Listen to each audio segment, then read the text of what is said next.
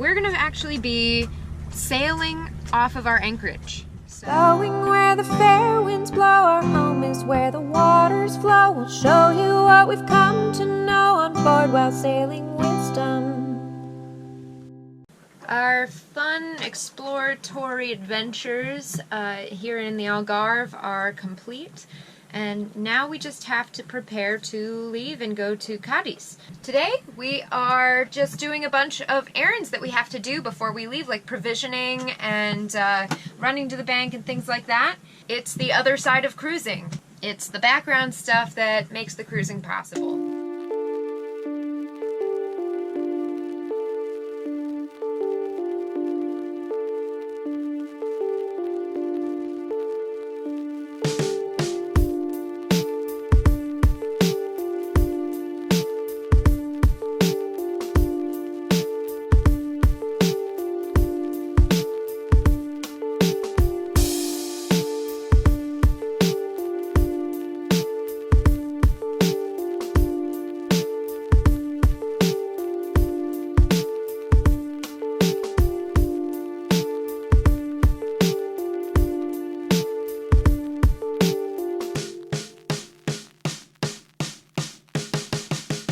We got most of our errands done. Luckily we have a few more days until the winds are right to leave, so we're kind of just taking our time. But now we get to go to a barbecue with a bunch of cruisers, which is our favorite thing.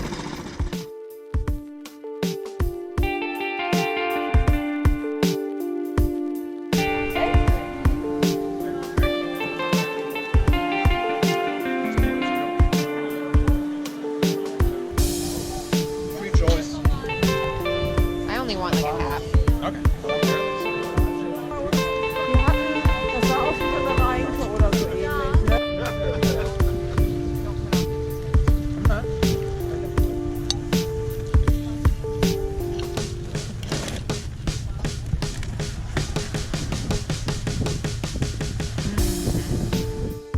We salvaged this outboard a bit over a year ago, and this motor is actually 22 years old, and I've rebuilt it 3 times and I'm tired of that, so we replaced it with a brand new one. So we got the exact same model, just the 22-year younger version of it, and so far it's been working out great. Well, this worked out very well. So originally I brought the motors here to throw them out because I didn't know what to do with them, or I didn't know where to put them. So we found a very large trash receptacle on shore, and we came here to pitch it. And on my way, I encountered a fisherman and asked him if he'd be interested in the 2 motors.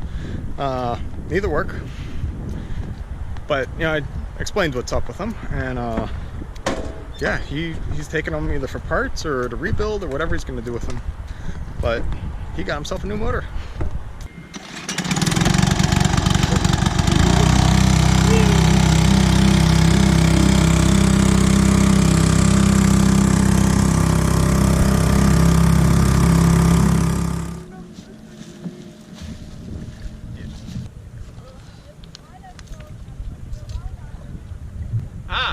Okay, we were dragging earlier, a couple days ago we dragged, so we let out more chain.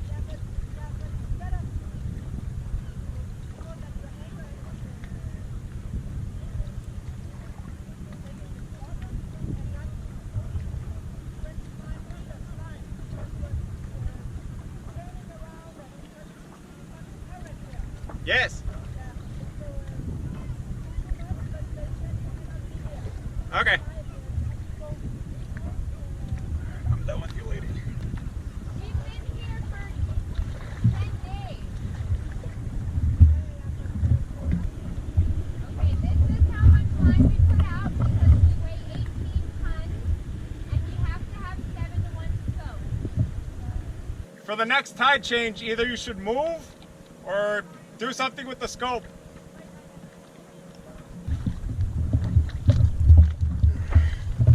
One thing that is really annoying in Anchorages is people who anchor too close. We've been here for 10 days and this person just pulled right on in and dropped his anchor when we told him how much line we had out because we anchored 7 to 1 scope. He told us that was too much line and he went on and dropped his anchor anyway. And now look, we are dangerously close. Yeah, so apparently he says that he doesn't have all he carries is 100 feet of chain. He doesn't have anything more than that. And that's all he anchors with everywhere, which is good for him, if that's what he wants to use. We carry 300 feet of chain. He has about 60 to 70 feet out right now. So the problem is, later on, when the tides change, we swing way over that way. Way through him. And, yeah. So, that's not something I'm looking forward to. So I'd really appreciate it if he would just, like, move. Problem is, we have to hand crank in 220 feet of chain, and we were here first. So we're having a bit of an issue. When he was coming in, I politely mentioned to him that he was really close and told him that we had 220 feet of chain out. And his response was, "That's too much chain." And then he anchored. So I figured he must be anchoring short term or something, but it looks like they're in for the night. And I'm about to just, toss a line to him so we'll just raft up, because I'd rather be rafted than be touching in the night without knowing.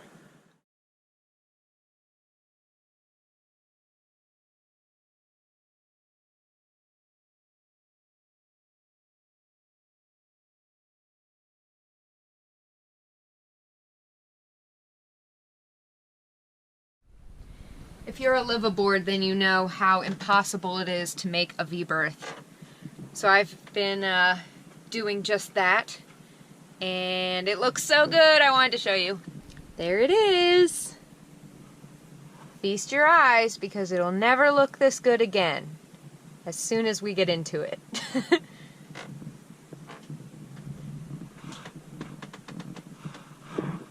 It's beginning of the evening on Monday, October 14th. And we are all set to leave Portugal for good, for now, and head over to Cadiz, Spain. The journey is about 114 miles, not that we're counting, and we're really, really excited. We've been in Portugal for over a year now. It's time for us to move forward, and that's just what we're gonna do. And I'm sporting our Rigging Doctor shirt, Cheese the Day. It happens to be my favorite one. You guys can get your Cheese the Day shirt on teespring.com in the link in the description down below this video.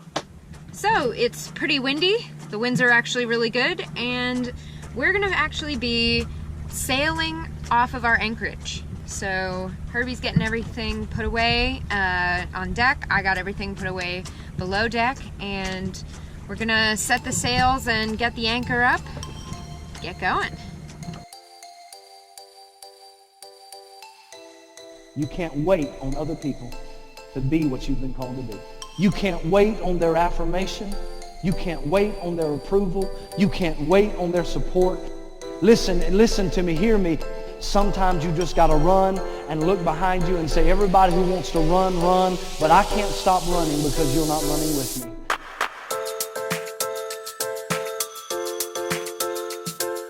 Listen to me. Listen to me. Listen to me, hear me. Well, we are off, and it's pretty rocky out here.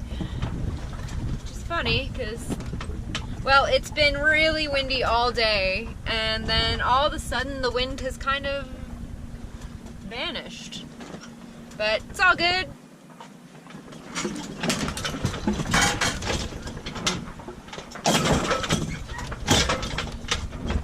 So we like to sail off anchor. We usually do, but we haven't in a very long time because we haven't been anchored in a very long time.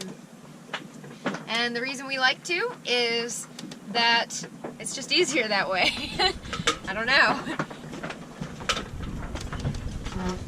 The wind just changed directions. It's fine.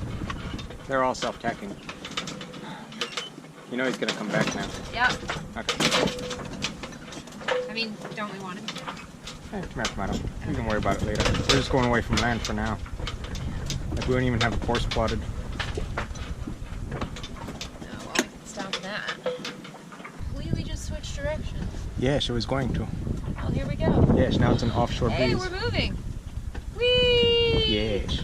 Yay! We like to sail off anchor. I think it's a good skill to have in your repertoire. We also sail onto our anchor. We did that coming in here. Sailing off our anchor is something that I actually used to do even before Maddie when I was alone, which is why I learned how to do it, because if you're alone, even if you have a motor, you still can't man the helm and the anchor raising when you have a manual windlass, especially when they're opposite ends of the boat. So all I do is when I get the chain up, so it's about 100 feet or so from the anchor, then I raise the main with 2 reefs and just have it sheeted in centerline.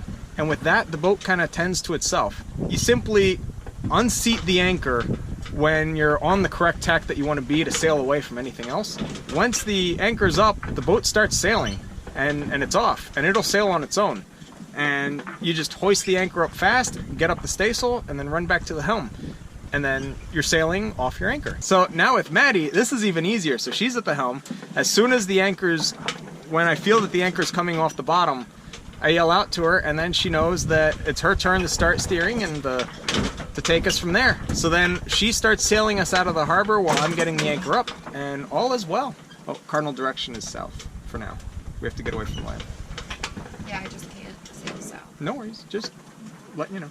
Now, the important thing is 2 reefs in the main, because if you do a full main, the thing starts slapping around everywhere. You do 3 reefs, you just don't have enough sail up.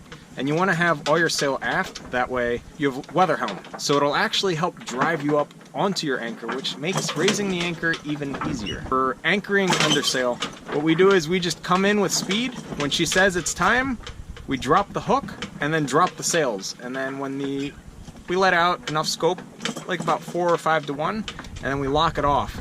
And then the boat's momentum moving will dig that anchor into the bottom, and the boat will just snap and turn around. And when that happens, you know the anchor is set. So then you don't have to put the motor in reverse and do that pull test at 2,500 RPM and all that jazz that everyone talks about. So you just go, and the boat's momentum will stop, will set the anchor and make you stop. And then obviously we let out the correct amount of scope after that. But that's just like the setting scope. So we're leaving Portugal. We've been in Portugal since August, or October, 14 months. It's a very long time. And it feels so magical that we're sailing out of a harbor in Portugal again. We do that a lot. But now we're going to sail somewhere that has an entire new culture, new language, new everything. It's New food. new foods, yes. So I'm really, really looking forward to that experience of newness. Because it's been a long time since we've left Portugal. Like, the 2 places I'd say we've been the longest have been North Carolina and now Portugal. Because North Carolina was like 7 months. That was a long time. North Carolina and the Azores. Yeah, Azores were 10 months. Yep.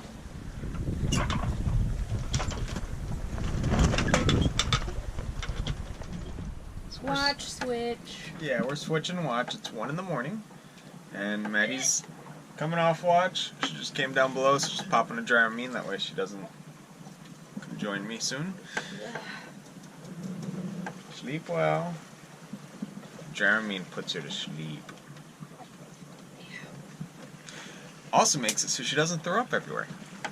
So, Bye, good night. good night, baby doll. Love you. So I'm going on watch now, and this is the first time in a long time that we've been close to shore on a passage. So we're currently about 5 to 6 miles offshore, which for us, it just seems ridiculously close. Like, we can see all the city lights on the whole coast of Portugal. And it's funny because when we first started sailing, we actually felt comforted by seeing city lights in the distance, because we knew we knew land was that way.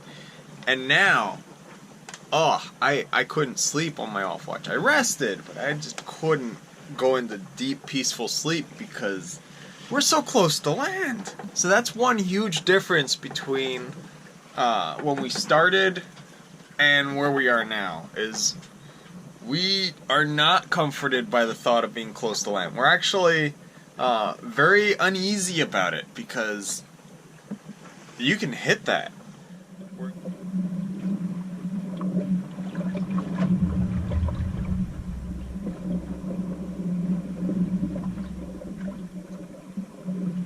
Well, it's 5:30 in the morning, so Maddie's watch. How you feeling? Yes, I feel the same, which is why I get to go to sleep now. Yeah.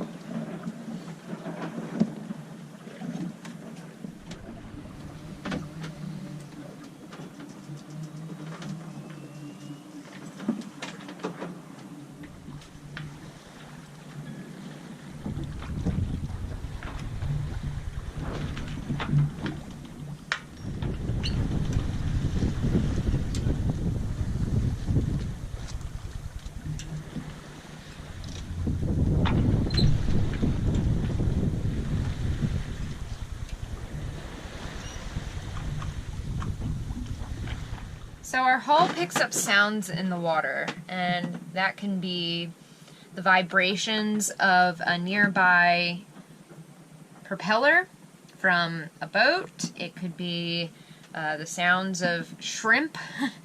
Right now, it's picking up this strange, ethereal, echoing whistle. And we think it must be whales, because we can't figure out, it's kind of coming from all around, no matter where you are inside the boat. And we turned off all our electronics and the sound still happened. So I'm gonna see if you can hear it through this microphone. I hope you can, because it's really beautiful.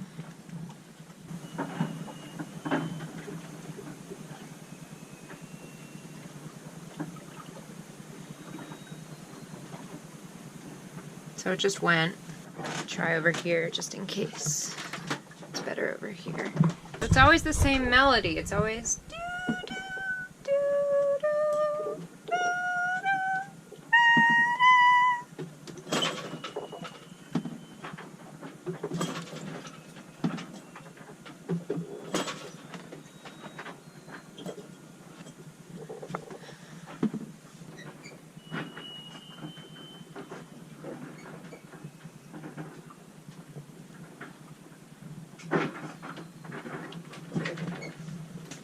Alright, that was a loud one, so hopefully you heard it. Well, we were sailing along incredibly fast, like faster than we ever go. All that came to an end in our usual fashion. We were completely becalmed. So it's been about 3 hours now of just bobbing around. We haven't gone anywhere. And the wind is starting to fill back in. So we're getting a slight breeze, so now we're moving at about a knot in the correct direction. Our plans that we might be able to make it to Cadiz by about 5 or 6 p.m. have been dashed because it's currently 3 p.m. We have 30 miles to go and there's no wind. Thankfully, the Anchorage area is huge and wide open, so we can anchor pretty much anywhere as long as it's not in the channel. So we're just going to go in, and as soon as we feel that it's okay to anchor, we're going to drop the hook right there, and then we'll re-anchor in the morning somewhere that's more appropriate. Wow, we were flying last night, but today the wind has completely died. We've just been kind of bobbing around. We've gone maybe 10 miles since the sun came up, and we've been hearing these incredible sounds that we're convinced are whale sounds. They're heard inside and outside, but when you're inside the cabin, it kind of just reverberates all around the whole cabin, and it's magical and weird sounding. We've never heard anything like this whale song that we've been hearing for about 10 hours now. It's really cool. So tonight for dinner I've made my Maddie's date with sausage, and it's one of my favorite meals to make on the boat. If you missed the video where I went over the recipe of this, you can check out the link right here. and it'll take you to that video. It's really good for when you're underway on the boat because it's easy, but it's really healthy. We caught a fish, but I didn't realize it, and he is dead. Oh. But he's a good fish. Oh, he's a good fish, but he's dead. Yeah, he's been dragged for who knows how long. Oh. So we can't really eat a dead fish because you'll get sick. Oh, what a waste. Yeah, I feel really bad. I feel terrible. We finally caught a fish. That was our third fish that we have ever caught. But it was dead on the line, and I felt really bad, but Herbie made me feel better. So the fish that we caught was a jack, and its gills were riddled with parasites, and that's one of the things that you want to check for on a fish before you eat it, because if the gills are full of parasites, there's a bunch of other parasites further into that fish as well. And you want to be careful with parasites in fish because they'll make you sick. It's sad that he was dead on the hook, but honestly, had we pulled him in, when I checked those things, we wouldn't have eaten that fish anyway, because it was just full of parasites. There actually weren't that many anchoring options here. I don't know. I'm very tired, but it's just awesome to be in Spain. We're here at the Mercado Central, and it's mostly a fish market, but it's just covered in vendors.